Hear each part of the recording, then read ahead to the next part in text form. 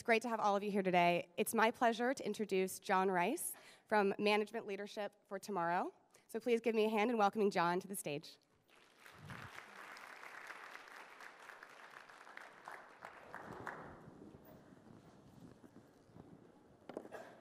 Good afternoon. How's everybody? All right, let's get situated here. All right. Welcome. So let me acknowledge, can folks hear me in the back? Yeah, all right. So let me acknowledge, as we dive in here, that there's a level of kind of blood pressure around this issue of diverse recruitment, diverse talent. And I want to put myself in your shoes for a minute. And I think, so we're all trying to get to a better place. I think we have, mixed results at best. Some of us are early on in the process. There are several pain points, but we're not always clear what the origination, what the source of that pain is, and it's not totally clear sort of what the solutions are. And then there's this lingering issue, which is real, that we all as folks in the talent acquisition world have to address. And that is, one, that the idea that as we work along this journey, that in order to move the needle, there are lingering questions about whether you can do it without compromising excellence, without compromising the things, the culture that you all have developed, the things that have got us here. So I'm going to, my role here today, okay, is for us to take a deep breath, to smile, okay, and I'm going to try to elevate our confidence that we can actually move the needle. And I think, I'm not going to share with you any silver bullets, but I'm going to share some winning strategies that are extremely doable, that are not so much of a heavy lift within your organizations that it's too far a hill to climb. So winning tactics and strategies that can move the needle. And I think, so the first point is, why should you believe that I can elevate your confidence? All right? And just to give you a quick sense, I have a little bit of a panoramic view on this issue. I look at this from a lot of different lenses. Number one, I've been in your shoes. I was an executive in the corporate world tackling these types of issues with the Walt Disney Company and the NBA. And I also sit in the boardroom of one of the fastest growing public companies in this nation, and I see the work that our senior executives are doing to grapple with these issues. I'm also a trustee at a major university, and so I have a perspective on the work that our educational institutions are doing to prepare the talent pipeline for you all. And maybe most important is that what I do on a full-time basis. For the past 15 years, I've been building a nonprofit organization called MLT, Management Leadership for Tomorrow. And we focus on two things. Number one is to provide underrepresented minorities at the college, early career, and mid-career level the winning professional playbook, the coaching, and the connections to maximize their career trajectory. That's what we do on the individual level. We work, and on that individual level, we work with 1,000 folks a year, and over the past 14 to 15 years, over 6,000 people. On the institutional level, we work to transform the talent pipelines of organizations like yours who are driving our economy. We actually have now a comprehensive diverse talent solution that focuses on providing great recruiting talent at the campus level and experienced hire level, that we have a set of retention offerings and advancement offerings that on that side.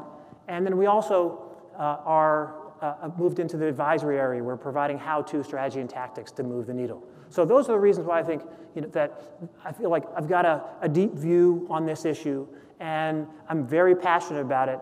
And I think that from a context standpoint, I want to lay out as groundwork. So as we think about breaking through,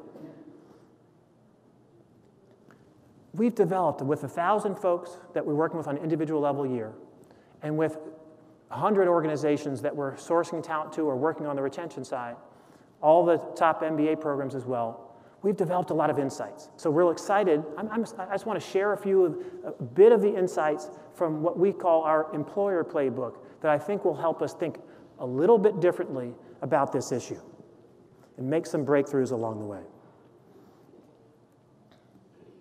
So the good news,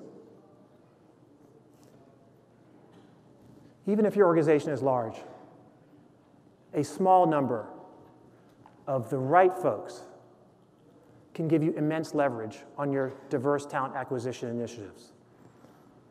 They're folks who come in at the mid and senior levels, who bring networks, who are high performers, who stay. Those folks are recruiting ambassadors. Those folks are mentoring the young folks coming up in the organization. And their presence alone for junior folks are an important reason to stay and to have the aspirations that they can progress in the organization. This is Ime Archibong. He's an MLT Rising leader, somebody that I have been coaching since he was a senior in college. And I want to share a little bit about his story. So Ime has been now at Facebook. He started about 7 years ago as a manager. He's now VP of Partnerships. He's done a great job building their business on a global basis. But most important to this conversation, Ime, in his first 2 or 3 years, the folks that he hired directly and the folks that they hired, Ime was responsible at Facebook for over 25 diverse talent hires at the manager level and above. And you may say, oh, come on, man, that's Facebook. Who doesn't want to go to Facebook, right? 7 years ago, you could count the number of African Americans at the manager level and above at Facebook on one hand. Their employer brand among diverse communities was very underdeveloped, and people were not lining up to go to Facebook. Okay, so this actually for Facebook has not just moved the needle, it's transformational. And I'm sure it made their recruiting team look very good as well. But beyond the impact that he had, Ime's story about how he got there is instructive as we think about tackling this issue today. And sure, Ime had a very strong profile. You know, he was captain of the basketball team at Yale, and when he was in college, he worked for IBM 4 years. He was a computer engineer, went to a top business school. But when Ime decided that it was time to pursue an opportunity at Facebook, he actually did not fit into any of the job profiles that they had open. And he was stuck. So what did it take for Ime to join Facebook? It took the validation, okay, not an introductory email. It took a highly respected friend of Facebook's head of talent to reach out to her and say, hey, this gentleman is a rising star. You need to find something for him. And it took 2 outreaches. Right? So that's instructive as it relates to the problem that we are trying to unlock, is identifying great talent, building our pipeline, and thinking about our process.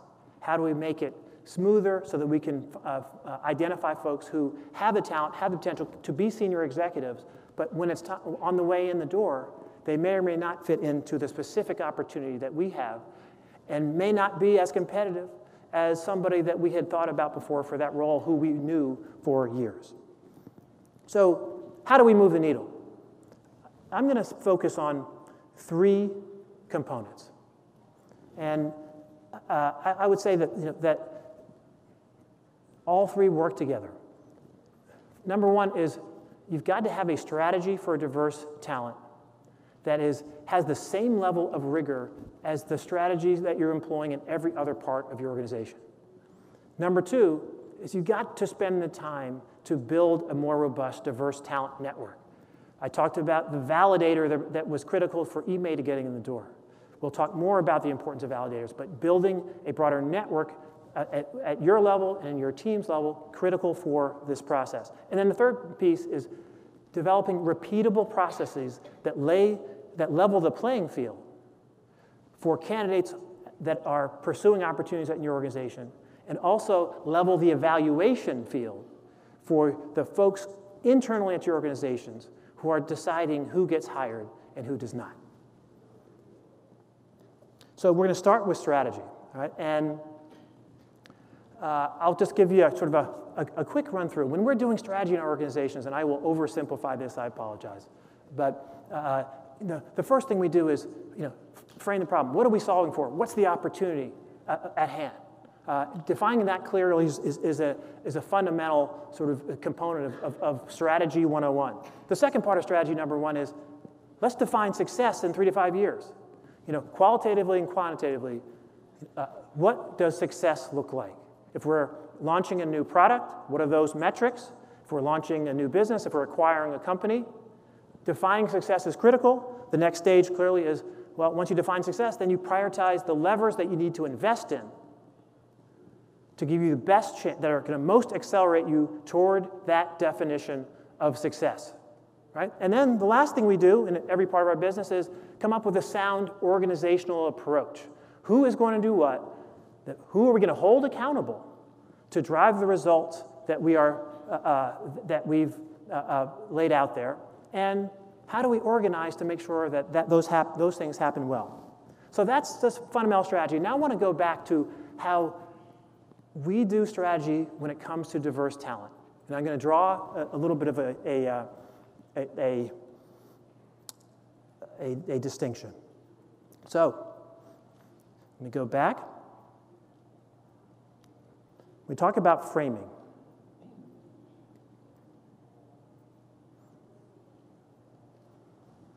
Let me give you a quick example. I would say, that when it comes to our challenges around building a diverse talent pipeline, we're not framing the problem accurately. We're making a fundamental disconnect here. So let me give you a quick example of what I'm talking about. You might get some feedback from candidates who you offered and who said no, or from folks who are in your organization, or folks who are in your organization who decided not to stay, who have moved on. And the feedback might be, well, the organization wasn't as inclusive as I thought it should be, and I just didn't feel like I belong, and therefore I moved on, or therefore I didn't stay. Now, the question is the answer to that, in terms of building a more inclusive organization, is the answer, well, we need to double down on our unconscious bias training, our diversity training, so that the people who are not saying yes will say yes, and the people who are leaving will stay. And I would argue that might be part of the problem, part of the solution, but it's probably not the bulk of it. So we think about framing the problem. The reason why, and I would say what changes the experience for the diverse candidate in your organization, is when they look around the room and they see critical mass of diverse talent around them, people who look and like them and have things in common. So what we're solving for is not people waking up in the morning after diversity training and feeling like now they get it and we have a more inclusive culture. What we're solving for in our efforts, number one, is critical mass of diverse talent in your existing culture. That's what we're solving for, and that's what drives and gives people, everyone in your organization, that genuine confidence they belong. So second piece, so we're falling a little bit short in most cases on framing. On metrics, really important to, in your role, to think about what that better place looks like when we might be over the hump as it relates to our diverse talent recruiting efforts. And that might be the number of people of color at different levels in the organization in different groups. That might be what does that imply for the number of folks we need to hire every year to get there? Or what does that imply for promotion and retention rates for the folks that we already have? Those are some of the ways to define and to dimensionalize those metrics on the quantitative side. There are others on the qualitative side that we could think about. But defining success in this world is a little bit more challenging, right? The conversations are uncomfortable, and therefore, in too many cases, we don't have them.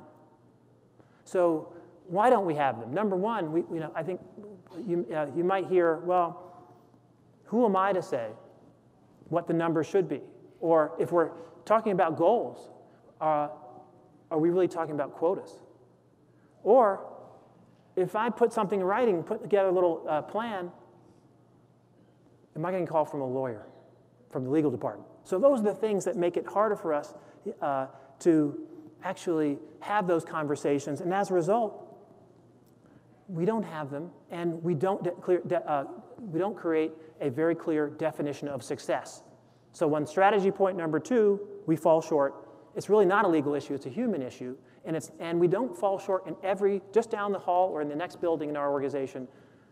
No one's getting a new strategy approved without a good sense of goal. So this is a disconnect from everything else that we're doing. And the third area is if you don't define success and put some parameters around that, then it's very hard to articulate what those priorities are, how to prioritize the investments that you need to make to get there. Right? And as a result, what happens? Then you look at your org approach. If you're struggling to frame the problem, if you're struggling to define success, if therefore you haven't prioritized the levers that will get you there, then it's hard to have an organizational approach that holds people accountable for results.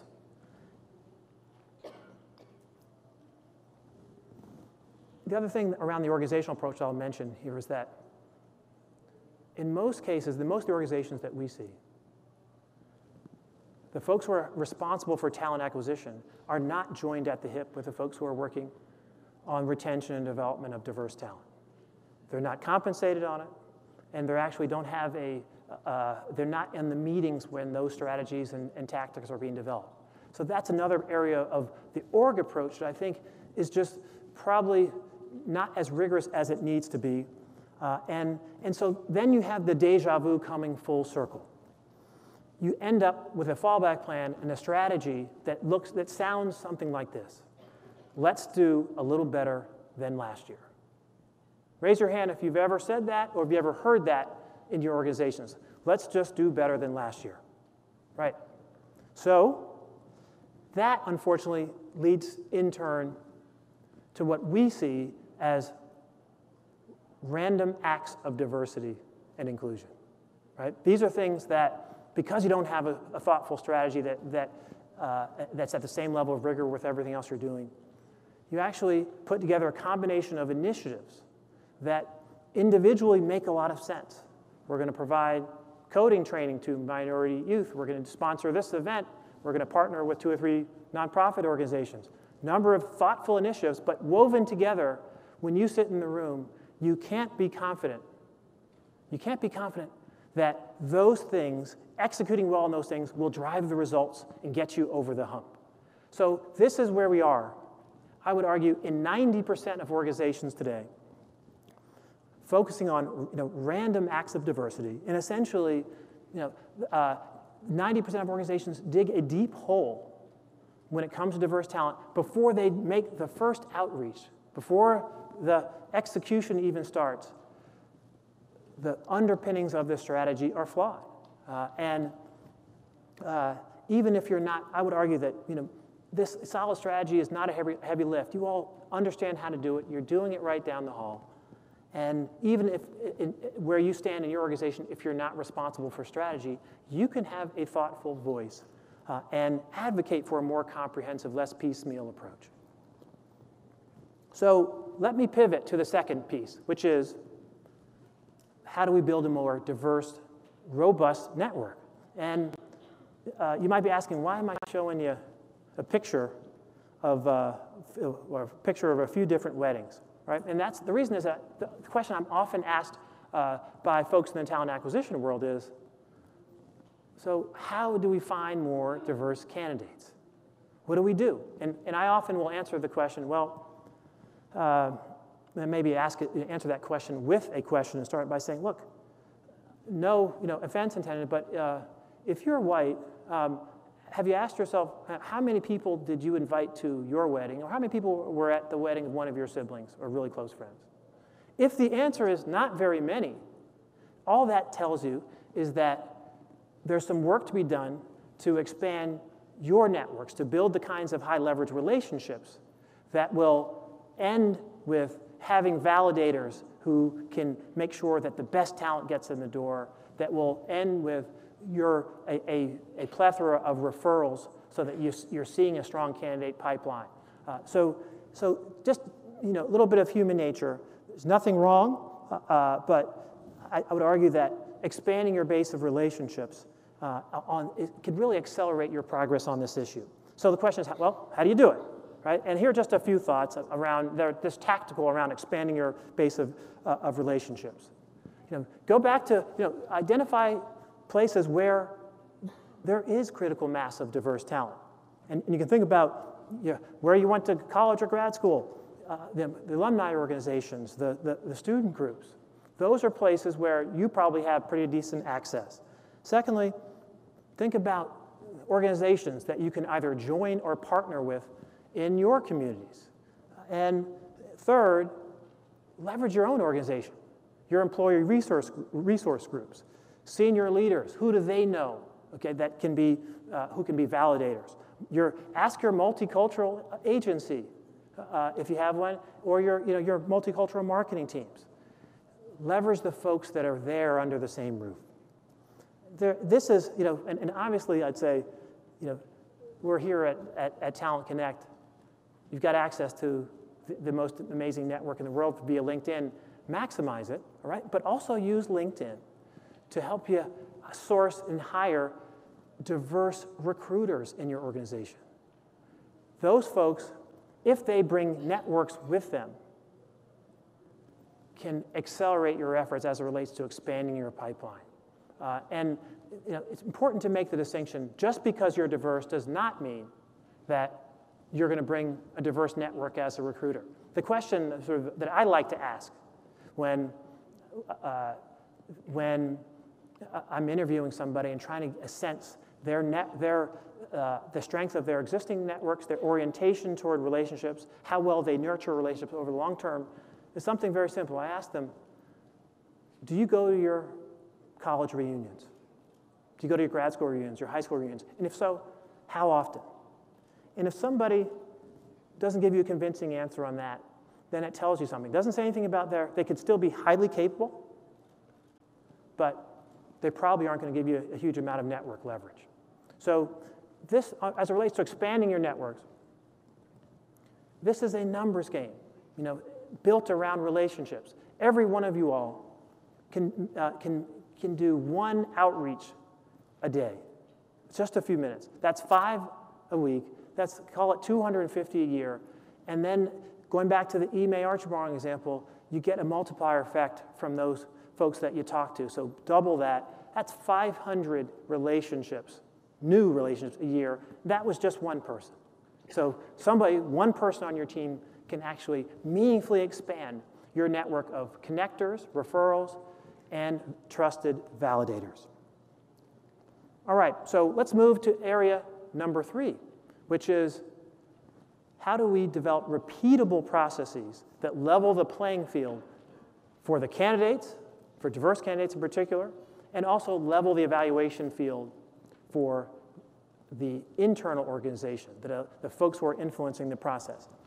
And I share this slide to give you a sense of, recruiting is a relative thing. So here are 2 candidates, one white male, one diverse female. And the question is, if their backgrounds are quite similar, but we know the white male, under what circumstances will that diverse female get the nod? Okay. Then scenario number 2 is diverse female, white male. We don't know either of them. But the white male has maybe one more international assignment or managed a few more folks. Okay? Just because they've been in the industry a little bit longer, having nothing to do with their talent. Under what circumstances does the diverse female get the nod? And this is the challenge that we all have, right? We are in the business, of managing risk as talent acquisition folks, right? Your hiring managers want folks who have been there, done that. So if we're managing risk, how do we get over this hump? And how do we do it on a scalable basis? How do we get to the point where 5 times out of 10, that diverse female is actually somebody that you feel like you can put your reputation on the line to advocate for relative to the white male? How do we get there, right? Not 1 out of 10 times. How do we get there 5, 6, 7, 8 out of 10 times? You're in large organizations for the most part. So we've got to figure out how this scales. And this is the challenge that we're up. As risk managers, we have to deal with this issue. So how do we think about it? What are the ways to mitigate perceived risks? And I would argue, go back to the Ime Archibong example and focus on the importance of building your network of validators. Folks whom you trust, who know people in your organization, who can go to bat, and you've got to just put the time on task. Casting a wide net, leveraging senior executives, and I'd say, the narrative that you are solving for, and I'll be very specific here. This is the narrative you're solving for, and it just as very hypothetical. It's, I spoke to Steve, who is a highly respected friend of our vice president, okay? And Steve worked with that diverse female for a few years and has known her for 10 years. And Steve says that she is a rising star. That's essentially what we're solving for. That's what will give you the confidence, okay, to take the intelligent risk. And that only comes by building a network of validators. Area number 2 in terms of process. Okay, when this comes to something that you can do differently on a day-to-day basis, when I call it sort of defining and communicating the hiring bar, right? When we're working with our MLT rising leaders and they come to me and say, hey, I want to pursue that job opportunity, what we tell them is, hey, it's important to look at the job spec, but also understand the profile of the people who are actually getting hired historically into that role or similar roles. And then make sure you hit that bar. But then they tell me, so, well, how do I get that information? And the reality is that information is hard to get. Why? Because you guys aren't sharing it.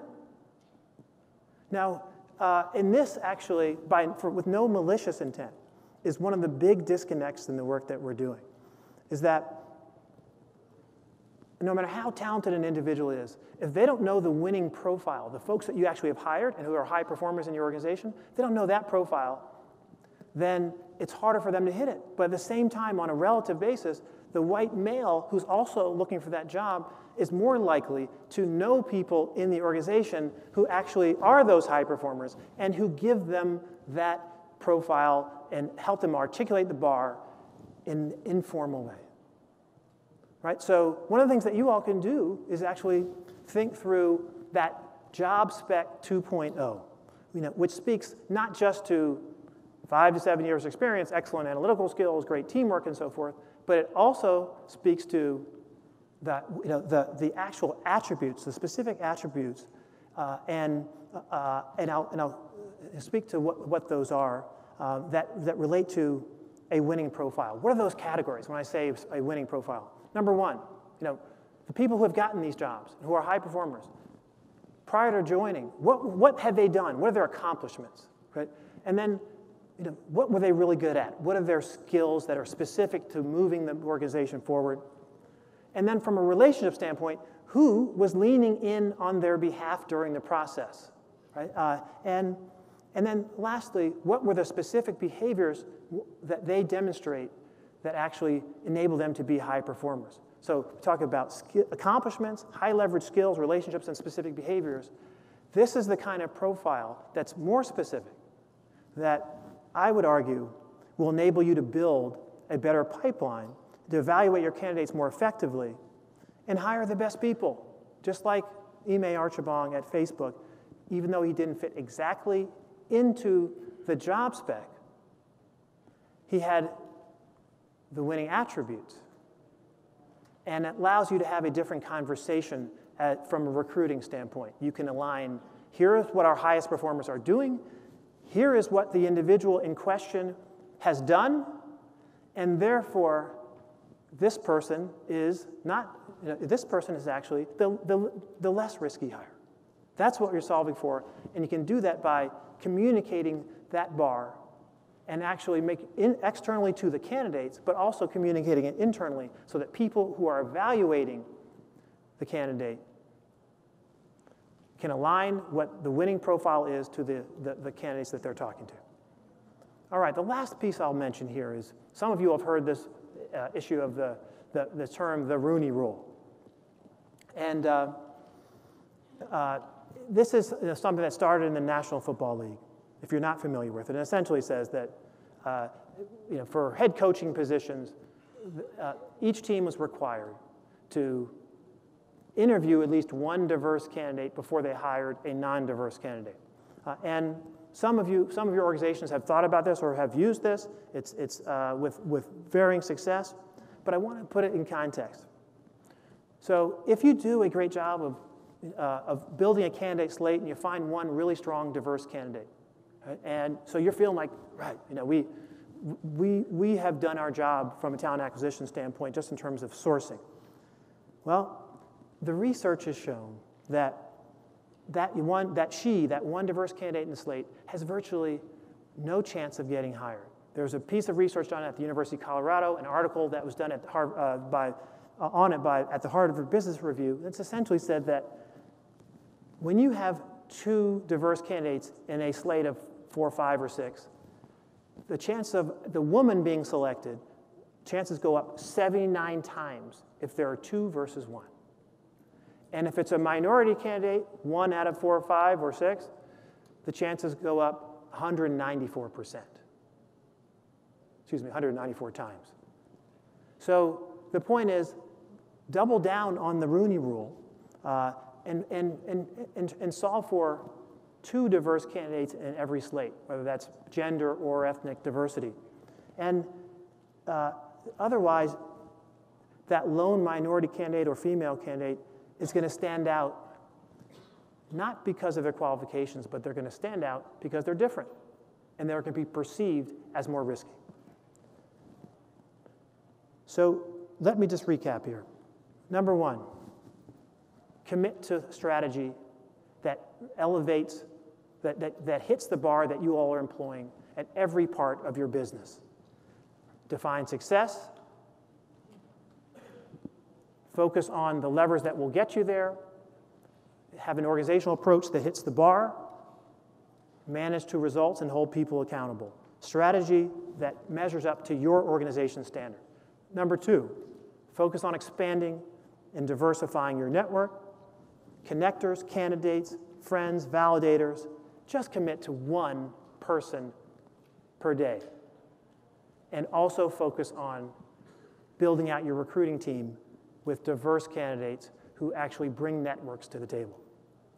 Third, tap validators to mitigate perceived risk. Right? Real talk, this is the game that we're in. The only way that you're going to move the needle is actually finding people who can level that evaluation field, who are trusted. And those people are, come from, most importantly, folks who you and your fellow executives know and trust. And then communicate the hiring bar. Right? Again, go beyond the basic job description and make it very clear to candidates. Right? Here's the winning profile for the last 5, 10, 15 people we hired for similar or the same roles. Okay? If they know that bar in a specific way in terms of accomplishments, skills, what they have to be good at, relationships, and specific attributes, then you're giving them the fair chance to hit that bar. And then you're also giving your team internally the chance to hire for a winning profile that aligns with what the high performers do in the organization and the attributes that your candidates under evaluation have.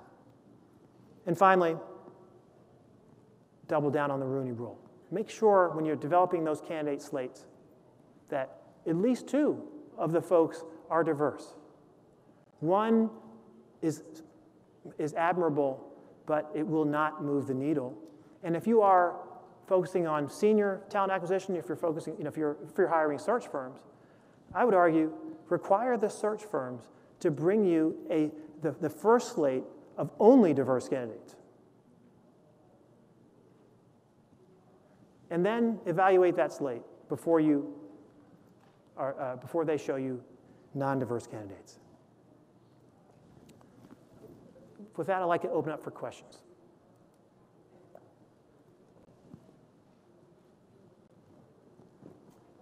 Yes.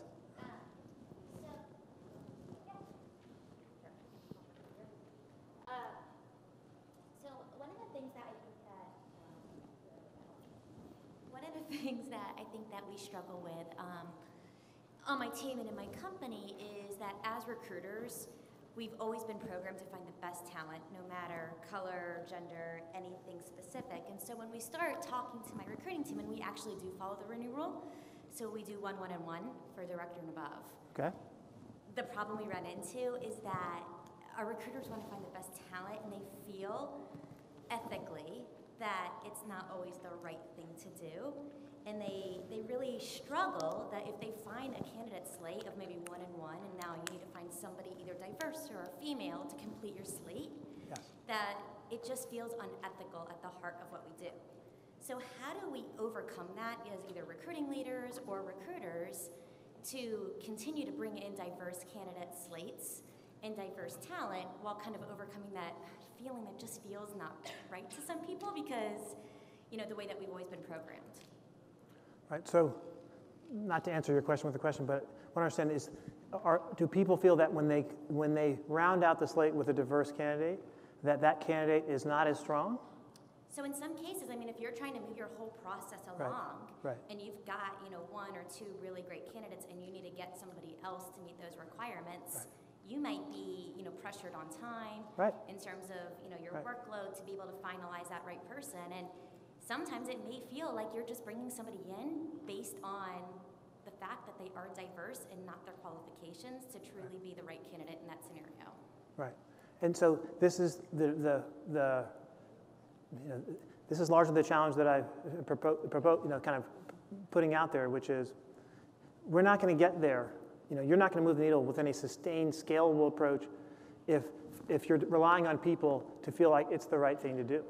Okay, so the key for you is to expand your network, your candidate pipeline of folks who actually hit and exceed the bar and are just as good as the folks who are not diverse. And then going back to my point about validators,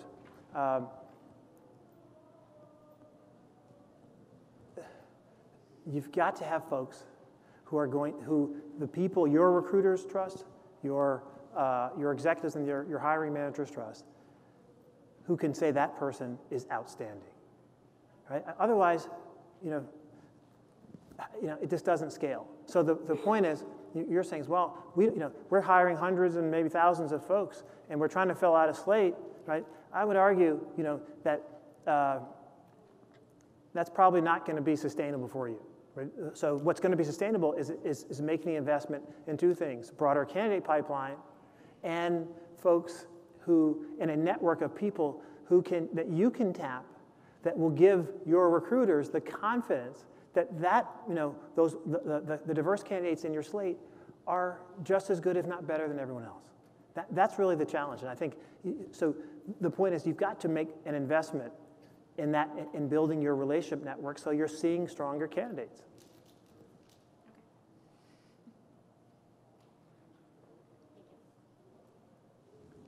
Yes. You have a lot of experience in a variety of settings. I'm interested, and you just touched on it a little bit. Why do you think we talk about diverse candidates being as good as other candidates? Why don't we talk more about the places where diverse candidates are actually better in terms of things like persistence and grit, and in many cases, learning and curiosity? Where do you see organizations doing that based on your experience, and what can we learn from any of those practices? Yeah, you're making the case, that diversity not only doesn't compromise excellence, it enhances excellence, right? And I would argue that that's true, but we're in a process, sort of a journey that bring your organization along to feel that way. So you asked, the question around, are there pockets of that is perceived to be true? Yes, okay, but guess what?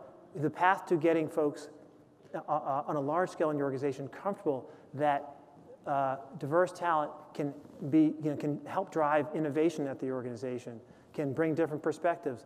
The way that you get there is actually getting really strong folks hired and enabling them to be high performers. And that is what changes the mindset of folks who have been there for a long time. As I said, we can talk about diversity training, unconscious bias training all day long, right? But what changes perspectives is proximity and seeing other people who look different, who are adding value to the business. And the only way you get there is by bringing strong folks in the organization, who in turn bring other strong folks in the organization,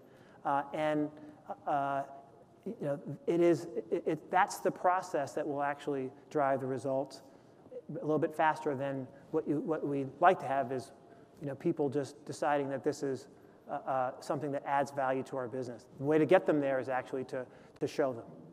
Do you feel like it helps them, not just within the organization? I mean, that would be ideal, but do you feel like there are places, and if you do, would you highlight places that you would say sort of do best practices around that? Yeah, I mean, a great example that you may have heard is actually, here at LinkedIn. There's one example where, as they're trying to, diverse talent is a #1 priority for them on the HR side, and they hired a young person in on the recruiting team who came up with a novel idea. Okay, this is a diverse person, said, hey, why don't we do something different in terms of candidate pipeline development? Let's have an open mic night. Okay, let's invite diverse candidates that we've talked to but haven't really gotten into the process yet, and people who we don't know yet. And let's say, hey, bring them in and show us your talents, right? Singing, spoken word and so forth. And that has turned, for LinkedIn, it turned out to be transformational. The LinkedIn folks will tell you that idea never would have come up had it not been for the diverse person that they hired into the recruiting team. It's simple as that, right? Innovative opportunity that's turned out to be one of their leading diverse talent recruiting strategies that came from someone who was diverse. So that's one example. Thank you. Yeah. Sorry. Yes. Hi, just taking a double click into your journey and assuming that you had a validator. Who was that validator, and how did your journey start? Well, I've had a lot of validators. I've been, and I would not be here today if they weren't several along the way. But I'll give you one example. Okay, and again, staying close to home, is that we've been partnering with LinkedIn on the diverse talent front for a few years, and we built that relationship. And a gentleman named Brendan, who's the head of talent, actually went to their CEO, Jeff Weiner. He said, hey, Jeff, you got to meet this guy. And Jeff told me this story. He said, look, why do I need to meet this guy? I'm really busy. I said, no, you need to meet this guy. They've got a really, a platform that could be game-changing for us. And he's got some insights that I think can help you, right? So he, as the head of talent acquisition in the organization, put his reputation on the line with his CEO. Had it not been for that simple thing, forget me being here, that's not the issue, but we wouldn't be adding the value that we are adding now at LinkedIn, okay? And Jeff never would have spent any time with me, and we wouldn't have built a relationship. So that's one example, again, from a validator standpoint, that ends up adding value for the organization, but wouldn't have happened if someone hadn't stuck their neck out and was very specific to me. Thank you. Yes, we wouldn't. Time for one more. Thank you. John, my name's Christine DeVore. I'm with Genentech, and I want to thank you so much for coming out. Yeah. I've always heard such wonderful things about your program, so thank you very much for that. You're too kind. Thank you.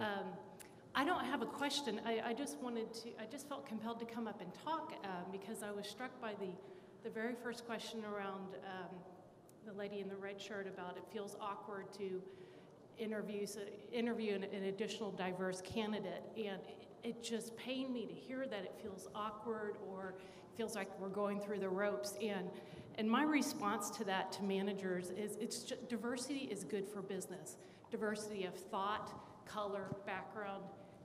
all of our experiences are important, and it's just good for business. And with my hiring managers, I talk to them about interview one more person, interview 2 more people that are diverse, and look at them through a lens of where else could they be at the company. It's not just for this job, it's building a pipeline, and that's the work that I think a true leader needs to see this through. Yeah. So I think you make a key point, which is, look, what I'm sharing with you guys does require some incremental work. We got to go out and build our network of connectors and validators, right? We've got to think about our processes a little bit differently. But this is not, it's not rocket science. Mm-hmm. From a strategy standpoint, we're already doing it in every other part of our business. And what my goal here is to give you the confidence that if you do X and Y, then the results you'd like to see will happen. I'm highly confident that if you do the things that we're suggesting, the results will come, but it will require some more work. And she brings up a key point, which is we're all busy people, right? And we got hiring goals, and we got families. Right? So my only message on that is that if you have to put in some incremental work. It's got to be smart, but you have to put some incremental work. It's not going to happen if you do nothing different. Right? But the work that we're prescribing is not something that is, it requires a leap of faith that every organization in the room can't do. I'm highly confident, and I'm glad that I appreciate your perspective, and we really enjoy working with Genentech, and I know you guys really get it. Thank you. Thank you. Final question, Britt? Oh, we have one more. Yep.